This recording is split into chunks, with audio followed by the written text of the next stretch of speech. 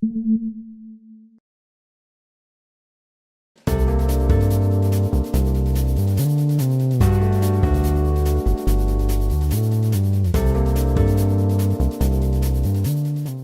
evening, everybody. What's going on? Your host, LovelyCheesePizza here, saying welcome back to Let's Play another episode of Gran Turismo 3, the Ultimate Driving Simulator, where let me make a correction real quick, because it was brought to my attention by a couple different people that last episode was actually the one that broke the record. I made a mistake, and I thought that Gran Turismo 2 was 142 episodes, when it turns out it was 141. So the previous episode that I made it up to be this whole it tied the record thing was actually the one that busted it, and so now this is just another episode. So it takes away a little bit of the pageantry that I tried to build up, but it's all good. We are now working inside of the longest series that I've ever done on this channel, and there's so much left to go. And now we are working on the next race in this whole deal, and it's Deep Forest, and I hate it. I'm just hoping that we can establish a pretty sizable lead quickly, and that it can remain that way, because this, as you guys well know, is one that if I make enough mistakes, it can get away from me real fast. I've had plenty of times where I've spun out in early laps, and I've had to try to, reestablish what was, oh boy, what was starting to get away from me. And so I'm hoping that it's not going to be another display of that, but one can never know. You cannot be too careful when it involves underwear. And I have to say, so when we left off at last episode, I was talking about a couple different things, and I said I was going to save for this episode a talking point involving Home Alone that I just recently found out about that was kind of upsetting. And so we're going to talk about a couple of low-key things, and then I have one really big piece of news that I wanted to save for this episode. I could have actually made a full-scale update video for it, but I decided to save it for here because of relevancy of genre, I suppose, would make sense. So here we go. So the Home Alone related matter is apparently this is a real thing. You can look it up on the internet and it will not lie to you. It is in development right now by Fox, and it'll be headlined, oh god, there it is. That's what I was trying to avoid. Please, oh, I was wanting him to hit me. If I could have gotten him to hit me, things would have been awesome, but we did not lose much there. For spinning out and doing a 180, that was actually not the worst way that could have gone down, so I'm actually not too upset by it. Should be able to fix what was built there. We did not go, as Aussie Man would have said, we did not go to destination fucked. We were only like trying to pay for the trip, and then it got canceled at the end, so we're all good. But it is in development by Fox right now, and it's going to be headlined by Deadpool star and Green Lantern not star Ryan Reynolds. And it is a kind of a Home Alone revival and, tonal shift, I guess it would be. And it's going to be called Stoned Alone. Yeah, it is. And it's kind of centered around the same kind of idea, but it's just not, a 9-year-old kid who misses out going on a family vacation, so he just tokes up and blasts himself to Kingdom Come. It is a 20-something who ends up missing out on going on, his family's annual ski trip. And so, he ends up being left home alone. And so, instead of, he ends up, partying it up, but instead of jumping up and down, on his parents' bed and running through the house and, eating a bunch of rubbish and watching a movie that doesn't actually exist in real life, he decides he's just gonna get absolutely baked out of his fucking gourd, and so he gets super high, and then he ends up hallucinating and goes through a wild streak of paranoia, thinking that robbers have broken into his house, and it turns out that they actually have.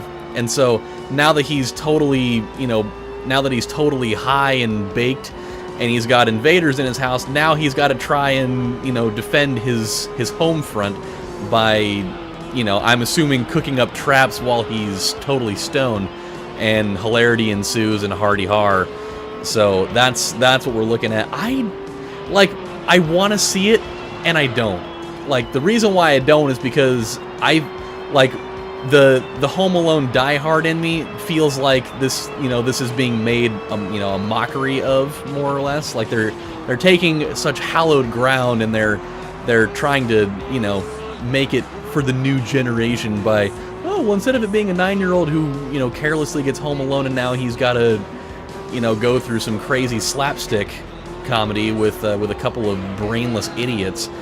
Now we're just gonna make it, well, a 20-something millennial gets left at home alone from his parents, and now he's just gonna totally toke up and get blazed, man, because recreational weed is totally available and not illegal in a lot of states now, and so it's just, I don't know, I feel like it's turning into something where it needed to be left alone. They already made 3 really shitty movies, and they needed to just stop there, but now we're gonna dig up that, pile of bones and disrupt the hallowed ground.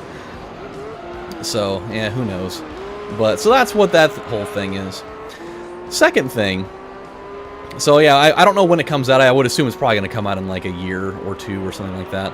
But probably like next year. Summer blockbuster. Hopefully not Christmas blockbuster, because, whatever. But another thing, this was just an observation that I made, because I've thought about this for a long time, and I've never particularly understood it, but it's always there. Have you ever noticed that when you go to the grocery store, they always, in like the area where they have like the greeting cards and the stationery and like the random really low grade like grocery store toys that people will carelessly buy for their children when they're in a hurry because they forgot to bring the actual good stuff to go to the beach or whatever, or little like impulse toys for the long car trips where your kids will play it for 5 minutes and then immediately be like, this is bullshit, I wanted to bring something real legit. In that section, they always have, the wild wall of romance novels. I don't think in all of my years living on this floating dead rock in space, even though it's not dead necessarily, it might be dead inside, I don't think I have ever seen anybody ever buy books out of that section, ever, at any grocery store in the history of the entire world. And, it's just, I feel like it's such a weird place to want to buy books from. Like, magazines are one thing, it's just, you go there, you do what you gotta do, maybe grab the new Sports Illustrated or some of the random collections of magazines that they have there, but I feel like the book section at a grocery store is just a weird place for that to happen. Like, that'd be, I don't know, I feel like that's about as weird as buying when they used to sell like porno mags at convenience stores. I don't even know if they even still do that. I don't feel like they do, but maybe they do, I don't know. It seems like a weird place to buy that sort of thing. Like, I don't know, I don't feel like you're gonna be going through the fresh produce and be like, oh my god, I gotta go stop off into the book section so I can go pick up the romance novel by Jerdesky Sanderson, or whatever the fuck the person's name is, about the woman who's entering into some hot, steamy love affair with the pizza delivery man, who decided instead of having the extra sausage the way that you're supposed to do it in a ethically sound fashion, he's going to cut a hole in it and stick his weird, misshapen, curvy penis in there. And then, while her husband's off on his work trip in Chicago, and then, madness ensues, and now they have to try and hide it. Because I feel like that's got to be like what almost every one of those has to be like. I'm probably way off. I'm sure like a good portion of them are actually fine, but I feel you think of romance novel and you think it's going to be something like on like Days of Our Lives, which the scenario that I just painted, I'm almost positive has never taken place on Days of Our Lives, because that would be a ratings blockbuster if I ever heard one. But I don't know, that's a weird thing. I feel like that's an odd place for book sales to be the soup du jour. So yeah, but now for the big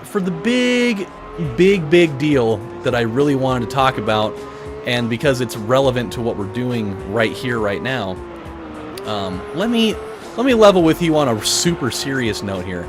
So, as you guys may know, or may not know if you're pretty new here, so I've been working at Salem Health Foods for my entire life, basically. Ever since I was 15, or the year 2002, I've been working for the family business for as long as I've been, eligible to be a part of the workforce in this country. And I've been working at the health food store, and I've loved it with every ounce and millimeter of my being. And it's been probably, outside of getting married and being a father, probably the most rewarding experience of my entire life. And I totally am going to be, well, here's the thing. I'm going to be leaving the company, but not like 100%. I'm going to be like 85% leaving the company, or taking a diminished role. I'm going to be basically not working as a full-time retail salesman. I'm going to be working there as the bookkeeper still, but I'm going to be pursuing work at a different place for the very first time in my entire life. This will be the first time ever that I will be taking a job at a company that is not owned either partially by me or by anybody, in my direct family. And that is the most exciting and terrifying thing that I could ever conjure up in my mind.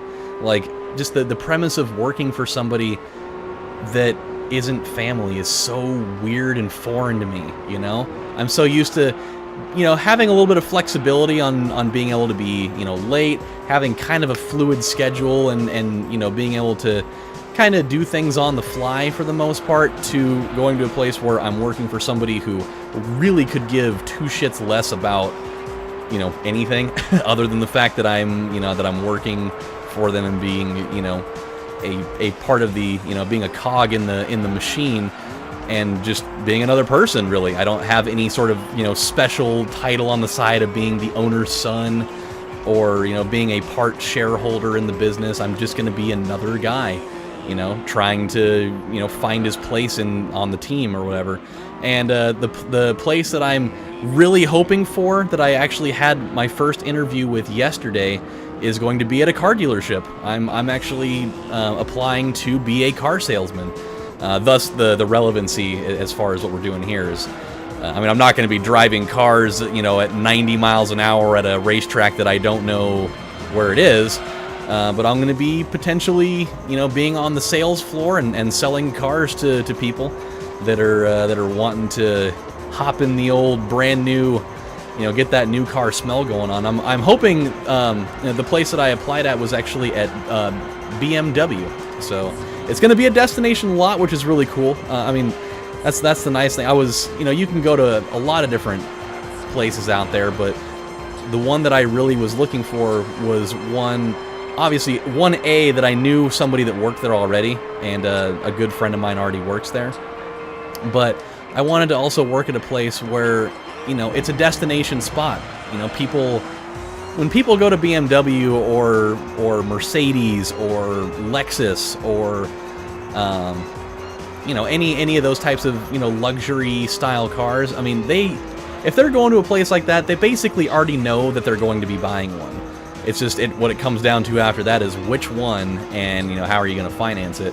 When you work at places like Honda or Toyota or Volkswagen or Subaru, it's a much different sales experience. It is much more difficult, because you really got to make a hard sale that, like, this is what you want to do. As compared to going to a luxury place and getting something that's like cream of the crop. And I love BMWs. I've had one of my favorite car manufacturers for ever since I was a little kid was BMW. I love the look and feel of their cars. And so I went in, I had my first interview, and that was absolutely fucking mind-boggling and terrifying. Like, I basically almost had an anxiety attack in the car as I was pulling up to the place. But it went over really well. I talked to the main guy there and one of their heads of sales, and they're really nice people. And so, as it sits, they had actually already filled the position that I was applying for, but they said, just because we filled that doesn't mean that we can't fit you on. It's like, I'm gonna give you a couple of, like, assessment modules to do. I'll send them to you through email, and you can fill them out, and it's gonna judge your sales aptitude to kind of see where you stack up. you know, right out the gate. And, you know, if you do really well, then we'll call you back in and we'll see what we can do. We'll see if we can find a place for you, you know, on the sales team, and we can go from there. You know, it's going to be crazy hours, you know. I mean, if you want to be an expert salesman, you're going to be putting in, you know, 50, 60-hour work weeks, which is, it's heavy shit, you know. And there's going to be all sorts of like online training classes that you'll be doing. There's like 90 or 100 of them, but you know, if you want to be a master at what you sell, that's what you got to do, which is, I mean, I'm already used to that to a point. I mean, when I worked at the health food store, I had no knowledge of it, which is very similar to, you know, going over to BMW. Like, I don't have that extensive knowledge of the product. And so when I started working for the health food store, my dad was like, hey, you know, I know that you know a little bit, but obviously there's a lot for you to learn. Take this book. It's the manual that's got just thousands upon thousands of things for you to learn in there, and go for it. And then you'll start learning on the fly. It's basically how this is going to go. He's like, you'll be out on the floor, but during downtime, you'll have all these training things to do. You do them on the fly, and you know, you'll get there. And so that's obviously commission based. So if I can be a quality salesman in this industry, if I even get the job, first of all, if I can be, you know, a quality salesman, I'm gonna make some buku bucks, and that would be so awesome.